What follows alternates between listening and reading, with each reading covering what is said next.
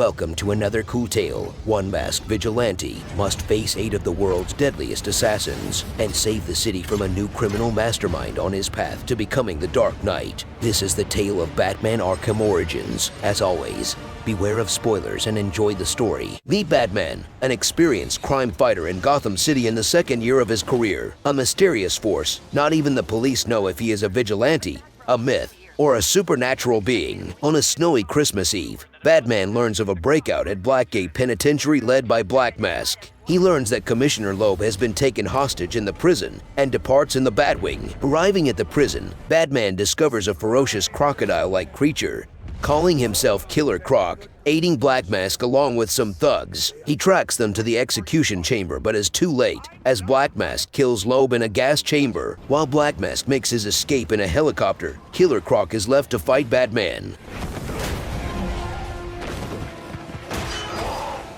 Defeating Croc, Batman threatens to break his teeth to gain some information. Croc mockingly explains that Black Mask has set up a contest of sorts, inviting 8 of the world's top assassins to kill Batman for a $50 million bounty. Batman escapes from the Gotham City Police Department as they retake the prison. He goes back to the Batcave to analyze data from a drone he found in the prison. He learns that including Killer Croc, there are a total of 8 assassins trying to kill him. The veteran mercenary Deathstroke, the unstable pyromaniac Firefly, the venomously enigmatic Copperhead, the unrivaled marksman Deadshot, the charismatic pit fighter Electrocutioner, the physically unmatched Lady Shiva, and the super soldier Bane.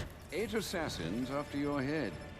What are you going to do? Believing that the drone belongs to the Penguin, Batman tracks him to his ship where Penguin is hosting his underground fights. Inside the ship, Batman encounters Electrocutioner. Despite his tough appearance, Batman takes him down in one hit. Soon after, he comes face to face with Deathstroke. Unlike his partner, Deathstroke puts up a resounding fight. Nevertheless, Batman dominates the duel, to the point where Deathstroke is left wondering whether Batman is even human.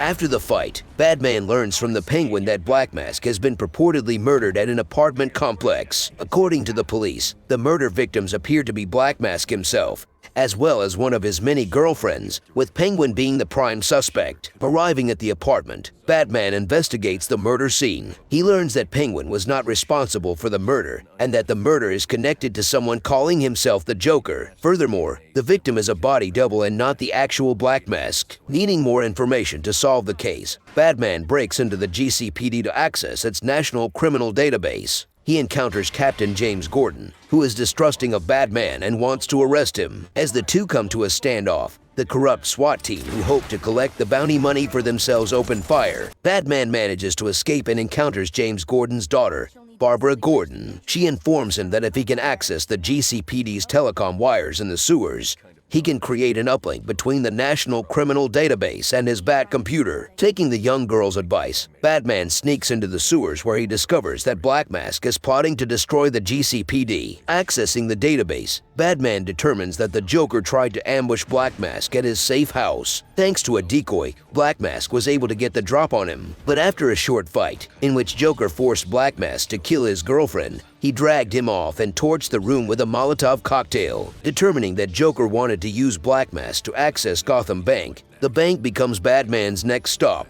Arriving at the bank, Batman sees that there are 2 Black Masks as one of them is tied up and assaulted by the other. The fake Black Mask removes his disguise and reveals himself as the Joker. Having assumed Black Mask's identity several days prior, the Joker seized his criminal empire and orchestrated the bounty on Batman's head. In addition to the real Black Mask, Joker has a second hostage with him. Joker escapes by blowing up the bank as Batman saves the hostage. Batman chases the Joker to the steel mill and locates Black Mask. He releases and questions him, but is suddenly ambushed by Copperhead.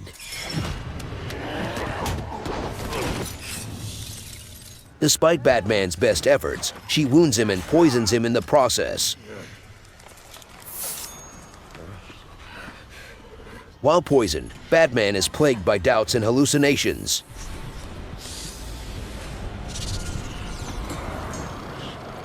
After using an antidote to clear the poison from his veins, Batman easily captures and subdues Copperhead. She attempts to bargain for her freedom by telling Batman that Joker has called for a meeting of all the remaining assassins. Batman tracks the Joker to find the meeting place at the Royal Hotel. Once at the hotel, Batman hacks into the security systems and uses them to spy on the meeting. He discovers that the Joker and his men have filled the hotel with explosives, murdered the staff, and taken the guests hostage. The Joker berates the assassins for their failure to kill Batman, throwing Electrocutioner out a window to his death.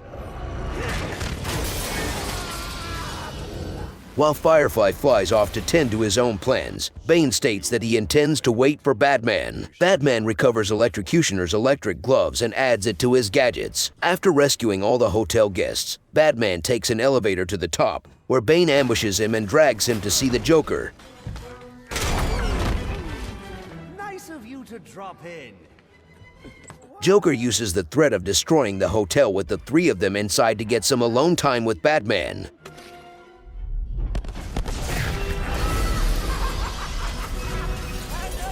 Running out of time, Bane comes back in and throws Batman into the hotel's library. Bane claims that he will find peace with Batman's death and challenges him to single combat, juicing himself on Venom. Thinking Batman is outmatched, Alfred alerts the police so they will intervene. Unfortunately, Alfred's decision to call in for backup backfires, as their distraction allows Bane to escape. Bane fires a rocket at the Joker, who is thrown from the hotel.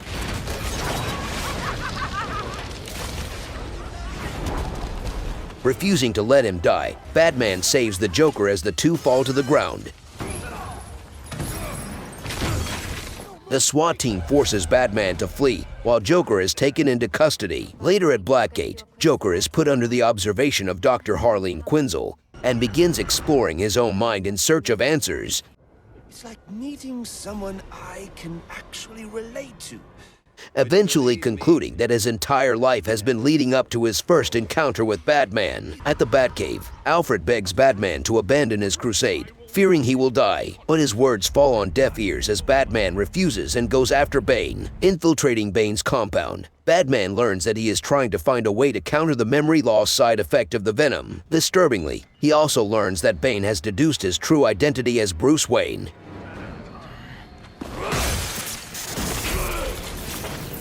At the same time, Firefly attacks the city bridge, forcing Batman to deal with him first. He instructs Alfred to barricade himself in the Batcave and goes after Firefly. Arriving at the bridge, Batman uses the Batwing to lure Firefly away, followed up by stopping Gordon from going onto the bridge so that Firefly's men won't blow it up. Batman and Gordon are forced to work together, as Batman keeps Firefly busy long enough for Gordon to defuse the last bomb. After an intense struggle in the skies, Batman incapacitates the assassin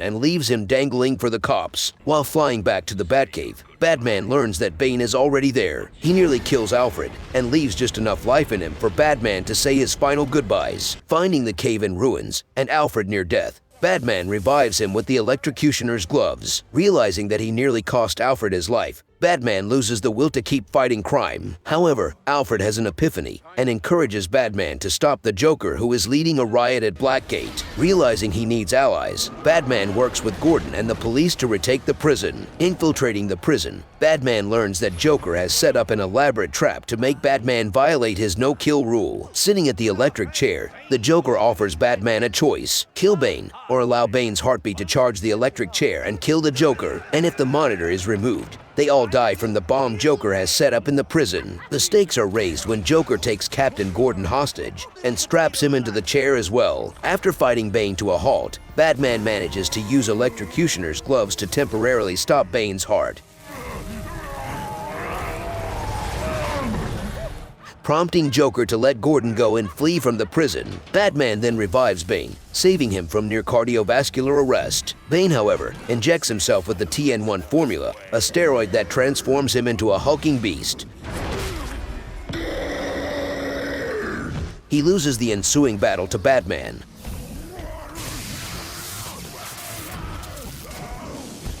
and suffers permanent memory loss as a side effect of the TN1.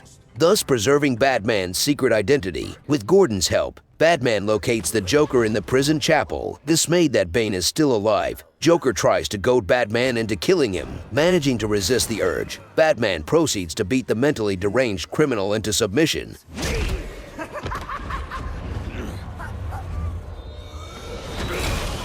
And leaves him for Gordon to take care of. At the end of the long night, the criminals are all taken to Arkham Asylum. Good one, Bats. This is going to be fun. Gordon and his daughter look to the sky, stating that the city finally has something to believe in.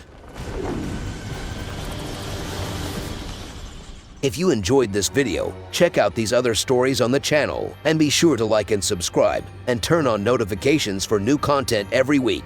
Thanks for watching, and I'll be seeing you in another cool tale.